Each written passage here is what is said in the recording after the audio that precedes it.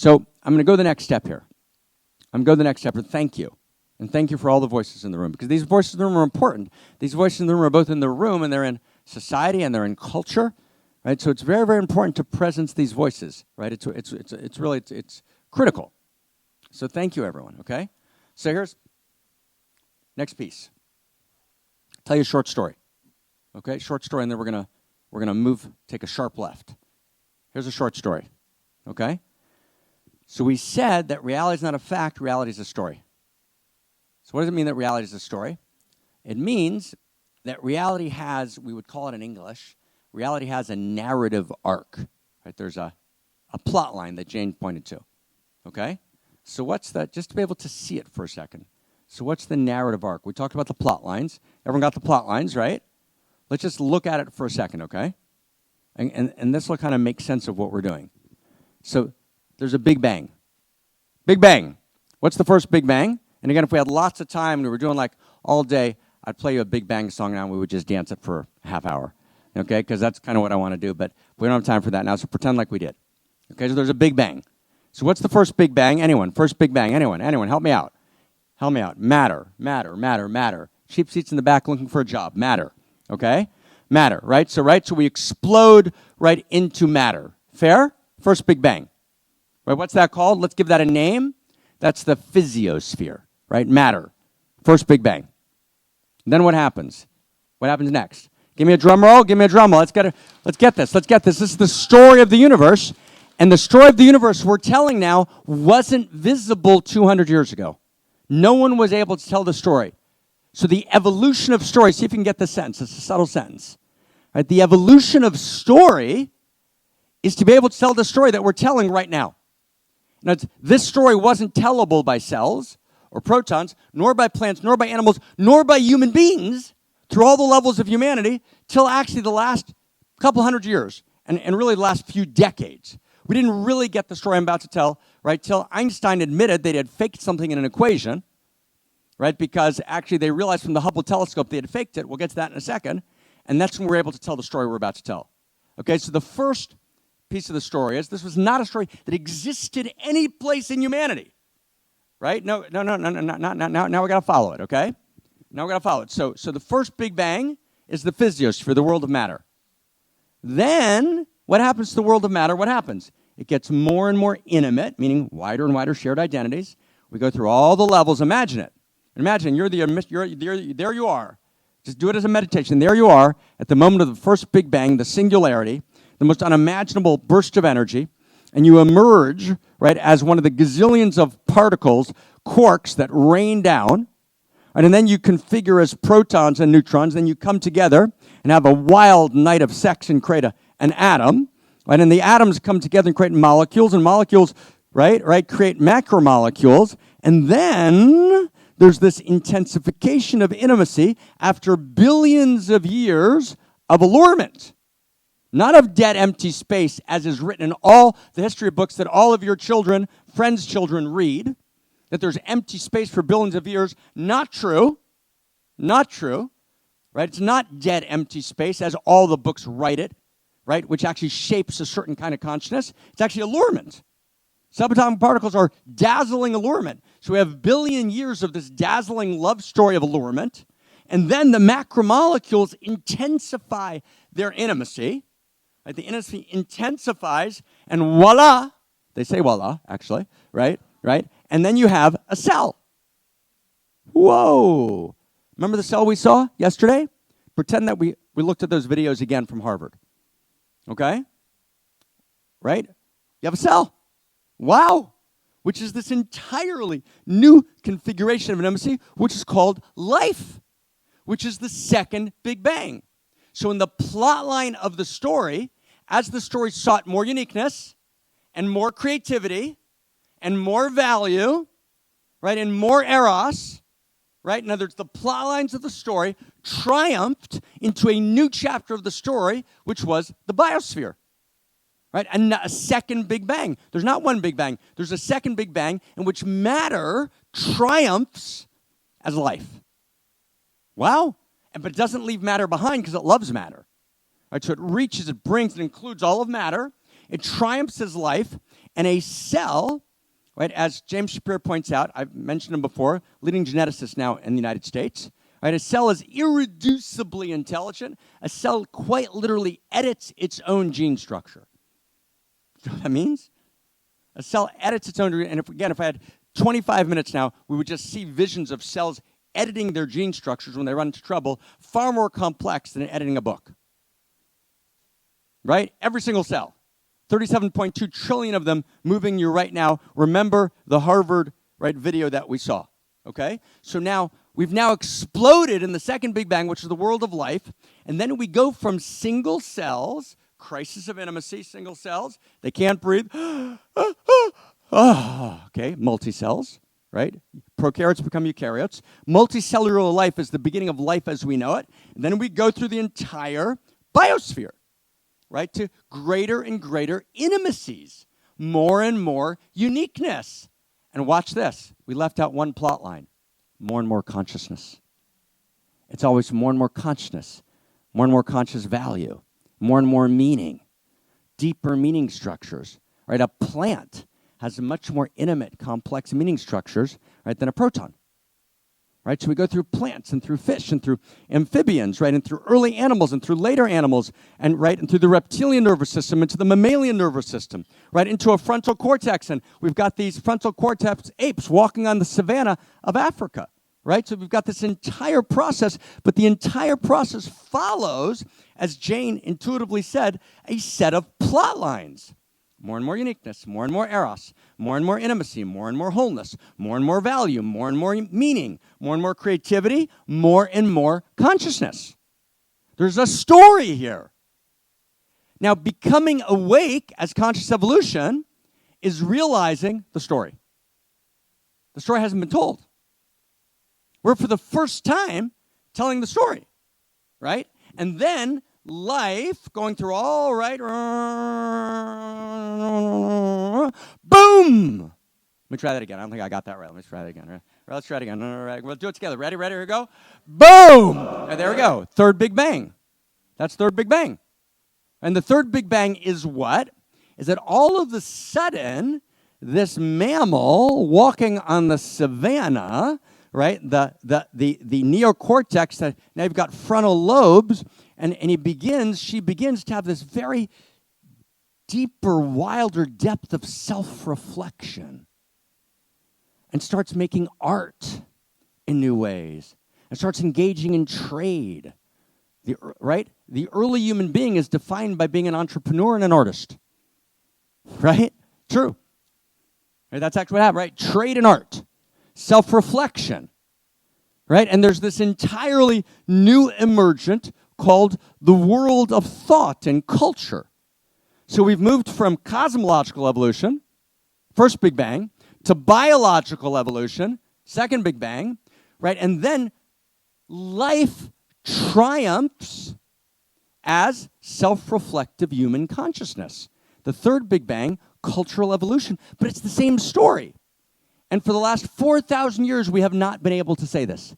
We haven't been able to see that this is the same story, that there's actually three Big Bangs. Now, here's where it gets crazy, though.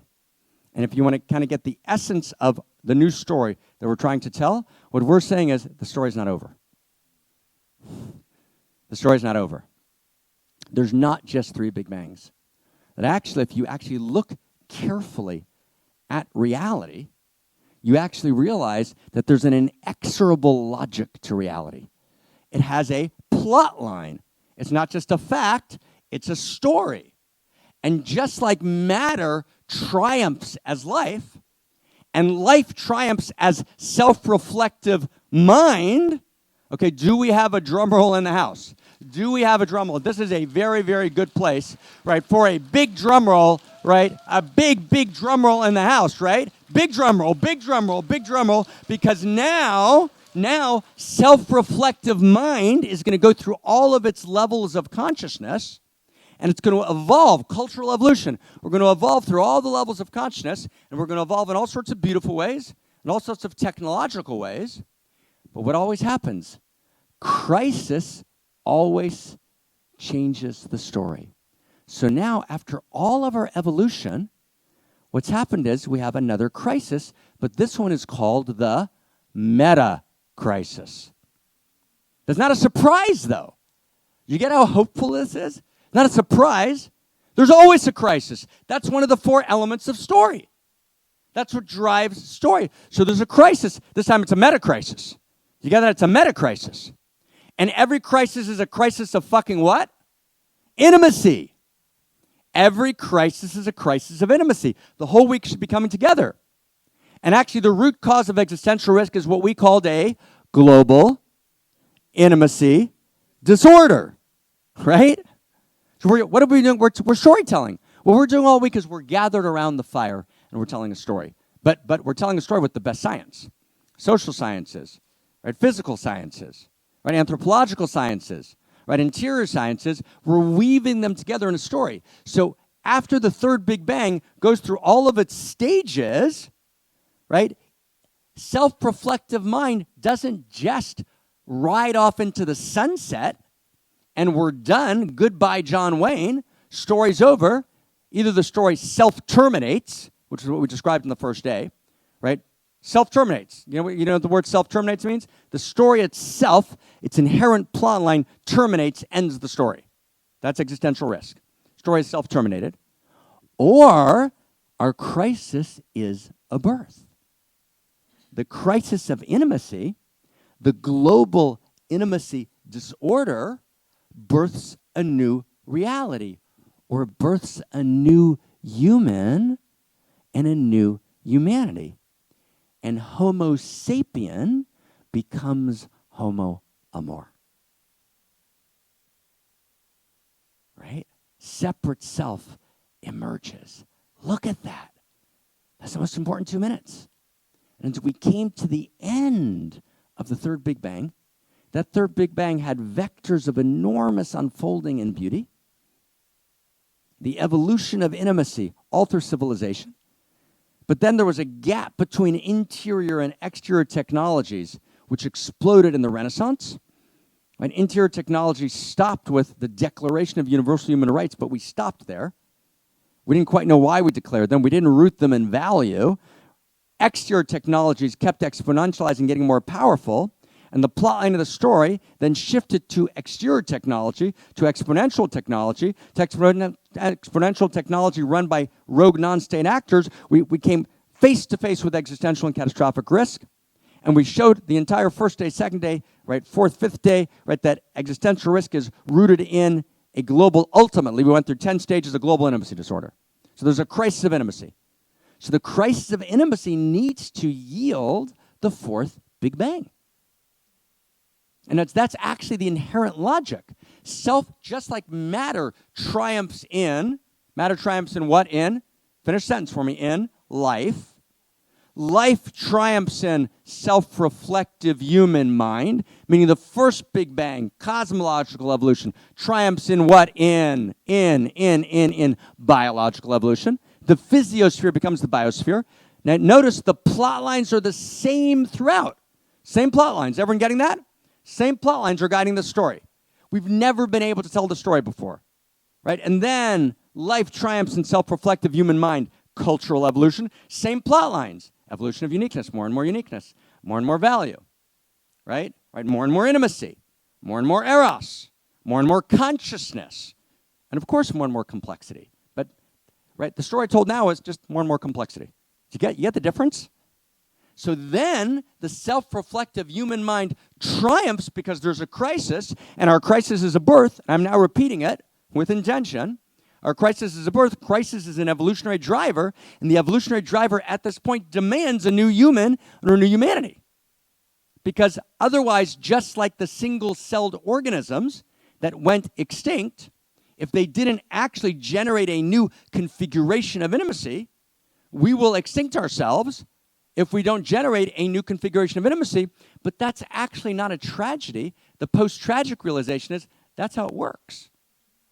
It's our turn. It's our moment. This is how it works. And we actually have the capacity for Homo sapien to become Homo Amor. And what is Homo Amor? Homo Amor is the realization of this big story and of my place in it. right? Homo Amor, give me a second. Homo Amor is just, I just want to get the thread, right? Homo Amor is the realization that the universe is a love story, and those are the plot lines of the story, and that story lives in me. And I'm a unique expression of that story. So let's put all the days together. Who am I? I'm a unique self. What's a unique self? I'm an irreducibly unique expression of what? Of the love intelligence and the love desire, the love story, the love beauty of all that is that lives in me, as me, and through me. So Homo Amor is the universal love story in person. And Homo Amor is aware that that's who I am. Get it? Homo Amor has, for the first time in human history, the awareness that I am the cosmoerotic universe in person, that I am the intimate universe in person, and that actually, as you said so correctly, Lady G, right, that actually it all lives in me, and that I actually am the leading edge of evolutionary love itself. I am the leading edge of evolutionary love. That's who I am. Now, most people in the world, brothers and sisters, do not have the luxury of becoming awake to this. The fact that we're in this room, that we're able to tell this story, that we're able to articulate this vision, right, that's what places us in Florence, right? That's what puts us in Florence, right? In other words, as the Black Plague is ravaging Europe, most of Florence is doing what Florence is doing. But there's 1,000 people who begin to tell this new story. And that new story changes the vector of history because only new stories change the vector of history. So here we are in mystery school telling this story in Belgium, Florence, and in Jerusalem, and in Mecca, right? But we're telling the story. And just like Da Vinci needed with the Medicis, with the partners, right? He needed to articulate the story and get it right. In other words, if Da Vinci had put it online, right, and gotten 4 billion views, right, that wouldn't have made it work. He had to get it right. And by he meant that school, that unique self symphony. He had to get it right. What we've said all week is that the stakes are exponentially greater because we're talking about no future. Da Vinci was talking about the Black Death. It's a different story. But it's not turning away. We're turning towards. We're actually filled with hope because we can do this. We got this. We got this. We can do this. We can tell this new story. And the first thing I need to tell the new story is I need to actually realize I'm not pre-tragic. I've actually faced the tragic, but now I can go post-tragic because I realize this is the movement of history. In other words, that everything, this is the big sentence, that everything we're saying is not moving against history. This is how history moves, right? This is how it actually works. We're in the right place in the right time. This is how it happens. Right? And that's insanely exciting. So I'll just give you one example and we'll finish this riff, okay? You ever heard of the idea of Armageddon? Who's heard of Armageddon? Scary shit, right? Armageddon's like, right? And, you got all sorts of Marvel movies about it. And, it was, and by the way, tomorrow's movie day, just so we know, right? Tomorrow's movie day, right? But Armageddon is the end of the days. It's when it all blows up, right? Right? It's that vision that all the great religions have that's going to all blow up. That's Armageddon. Right? And then there's another word that exists in the great tradition, which is called Messiah. Now notice this. This is really wild. It's just crazy wild. I called Zach and shared this with him a year ago. And we had a beautiful moment. What's Messiah? What's Messiah? Messiah is this idea in the religions, right, that actually, when you read it more carefully, the public idea is someone's going to come and save everyone. But the deeper idea in the text is Messiah is actually a new human and a new humanity. That actually the great traditions intuited this. Armageddon is actually existential risk. Isn't that wild? Armageddon is actually existential risk. And Messiah is actually Homo Amor. Right? They didn't know how to say it. So they hijacked Homo Amor for their ethnocentric religion. Does everyone get that? Oh, Homo Amor was going to be my dude, Messiahing, ushering in a new age for humanity, for Christ consciousness, for Allah consciousness. So it got trapped, as it often does, in an ethnocentric prism. Do you get this? It's gorgeous. You realize they got it, though. They got that it was either going to go Armageddon, existential risk, or it was going to go Messiah, but then they hijacked Messiah to an ethnocentric context. Does that make sense, everyone? So what we're saying is we're liberating that idea from its ethnocentric context. We're saying, no, Homo Amor is all of us. Amor is actually a new human and a new humanity. Okay, so let's breathe for a second. Let's breathe for a second. That was a lot. Let's breathe for a second. Armageddon, right? Like, thank you, thank you, thank you, thank you, thank you, thank you, thank you. Thank you, thank you, thank you. Let's breathe for a second. Okay? Let's breathe for a second. That was a lot. Now, we haven't gotten to value, but we've begun it. Maybe we'll spend we'll spend a half hour on value tomorrow. We'll finish that piece. But now let's just breathe it in. It's a big piece, right? It's a big piece. We're going to solve one more huge thing in value tomorrow, and then we're going to go to the movies.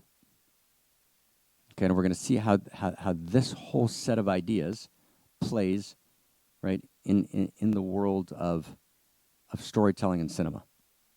I mean, everything we've talked about is at play, right?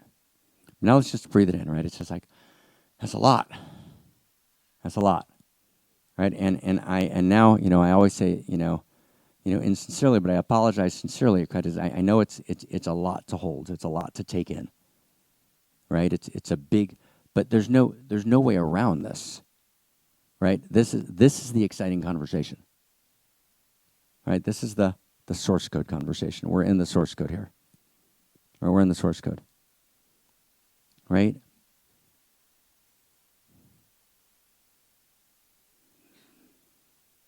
That's the blessing of the Father. Right? The blessing of the Father is demanding. Right? It demands that we, right?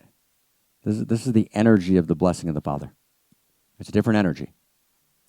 Okay, so just show of hands. How many people basically tracked the basic outlines of the story? Right? Yay. Fantastic. Right? Fantastic. Let me check one thing. Okay.